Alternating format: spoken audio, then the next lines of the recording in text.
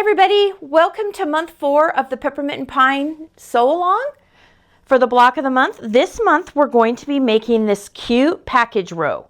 So this goes pretty darn quick. It's a good segue into finishing this quilt because you've got the hardest blocks and rows behind you, the tedious ones.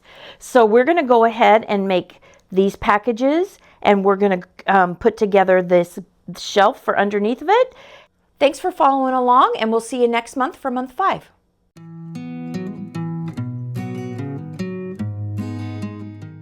All right, let's get started on month 4, block number 9, tall package.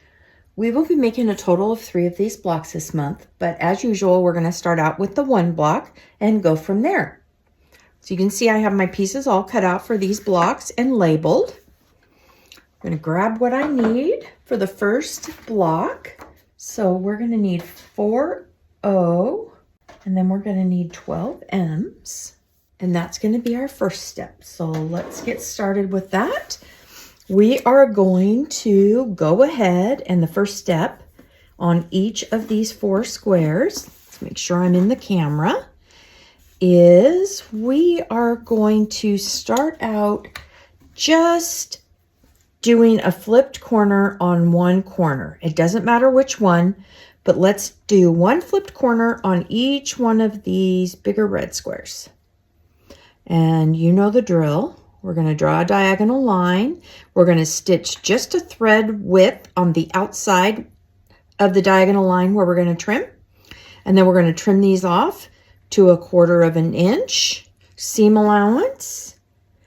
And then we'll come back. We are going to go ahead and press these out. Okay, see you back here in a sec.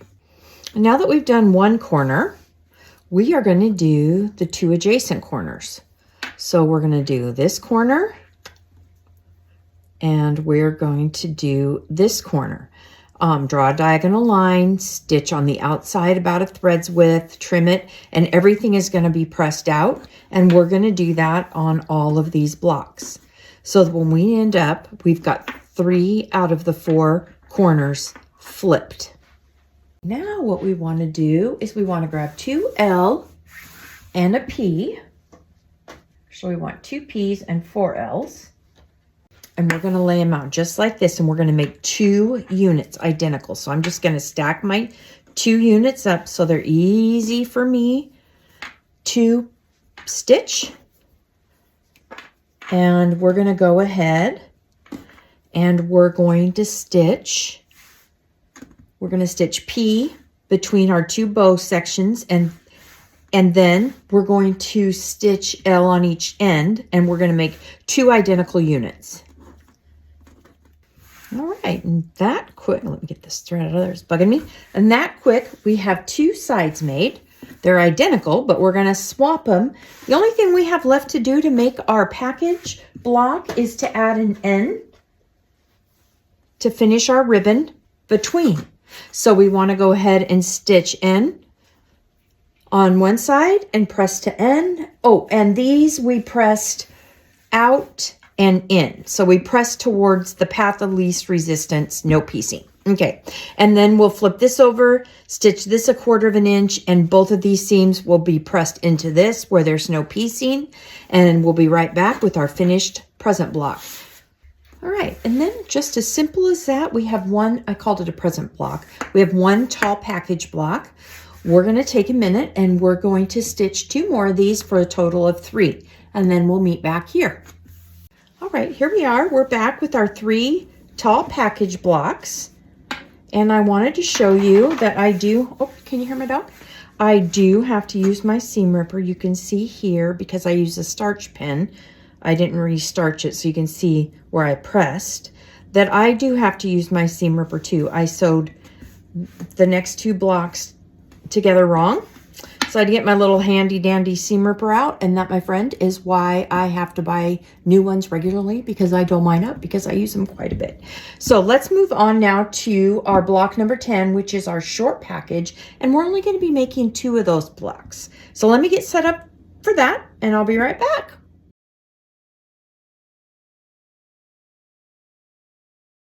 All right, here we are, and we're all set up.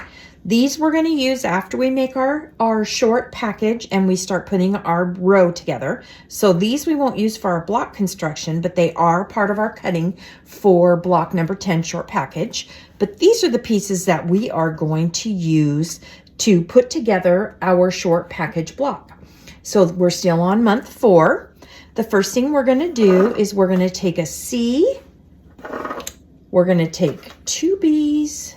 We are going to take an A, because remember, we're just going to make one block to get started. And then we're going to take 2 J's. So the first step for this is we are going to make our flying geese bow. So we're going to remember, we're going to start with one side first because we can't sew them both. We won't be able to press them. And we are going to sew from here to here, one thread width this way of our diagonal line that we draw on the back of these 2 J units. All right. Alrighty, now we're going to sew our other line from diagonal to diagonal, just this side of our drawn line. All right, and because we're not worried about any nesting here of our seams, we pressed our flying geese the traditional way, pressed it out. So now what we want to do is we want to sew B on each side of this. Look at that cute little bow. We're getting there. All right, guys. Now let's stitch A to the top of this. Again, we press B out, path of least resistance. Now we're going to stitch A to the top and we're going to press towards A. There we've got our top unit made. Now it's time to put our package together. So now we need 1 K and 2 I. It's already looking cute. Look at this cute candy cane fabric. I can't stand it. Okay, so now what we want to do is we want to stitch I on each side of K, and we're going to go ahead and press towards I just because K is so narrow. So let's do that, right sides together, and then we'll come back. Okay, and now the last step we have to do to make our short package is we're going to go ahead and stitch our bow to the top of our package, 1/4 inch seams right side together, and then we'll be back. All right, and this gets pressed towards your package. And now we're going to repeat these same steps to make a total of 2 of these short package blocks. All right, there we go. We've got our 2 short package blocks done. And now it's time to put our tall packages and our short packages together into a row. All right.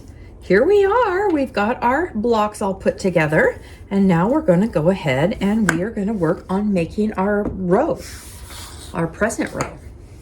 All right, our next step is to lay out our blocks. So we're going to alternate them. Look at how cute they look together. They look just like Christmas. All right, so, and then we're going to take G, and we're going to stitch G between each of these. So we're going to put a G between each one of these and sash them. So let's do that, and then we'll come back. And we'll make them all into one big row. Right, here we are. And we've got our present row stitched together with our G in between. And we went ahead and pressed to G, path of least resistance. And now what we're going to do is we're going to take our F pieces and we're going to stitch F on each end, right sides together. And then we'll be back and press to F. Okay, now we've got our row sewn together. Now what we're going to do is we want to take H and we want to stitch H to the top and the bottom of this row. And of course, I know you already know, you're saying it in your head, match your centers, pin it in, and then we'll be back. Okie dokes, there we go. Look, we've got our cute present row done. Now we're gonna move on to our last step for this month, and that is to make the banner that goes under our present row. That's gonna go together pretty darn quickly. All right, let's move on to our final step here. And this is for month 4, block number 11, the banner that goes under the packages. So what we want to do to start out with is we want to take our B's and our Q's. And then we want to go ahead and stitch B on the bottom corners